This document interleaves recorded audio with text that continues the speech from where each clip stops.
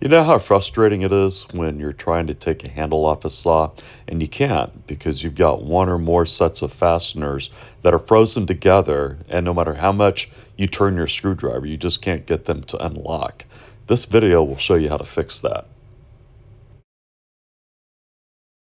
You can make a jig for your back saw, or for that matter, any other saw, using a plain Jorgensen 10-inch wooden clamp, some glue, spray-on glue like 3M glue you see here in the picture, and some cork rubber. And with these items, you can fasten the domed side of the nut and hold it fast while you access the working side of the nut and get it to unlock.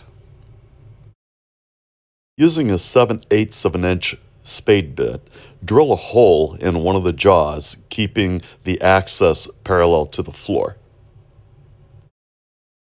Once you've drilled through the jaw, the next thing you're going to do is relieve the edges with a rasp. That way you'll avoid splintering the outside of the jaw. After masking off the surrounding area, spray the inside jaws with your 3M glue and then apply the strips of cork rubber.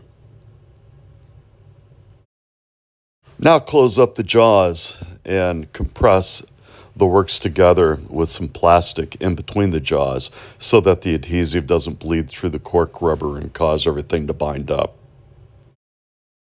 Let the glue set up for 24 hours and then trim away the excess with an X-Acto knife. Now we're going to neatly clear the hole on the inside of the clamp without tearing the cork rubber. And to do that, simply widen your clamp it onto the end of your bench with a sacrificial piece of wood, and drill through this area with a Forstner bit. Here comes the fun part. Now you can get your frozen nut off. Just mount the saw into the clamp. Your clamp in turn is secured by the face vise on your bench. Make sure that the working end of your frozen nut is visible inside the hole.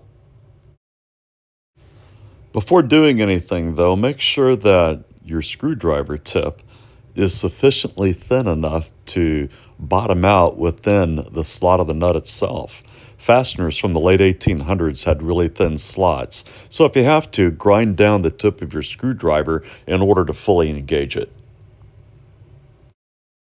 Put this clamp to work now by engaging that saw nut and removing it. You'll find that the domed end of the saw bolt on the opposite side of the clamp is being held fast by the intense clamping pressure against it. And there you have it. It's a simple do-it-yourself project you can knock out within 30 minutes, and that will save you a lot of grief and frustration trying to get your frozen nut off.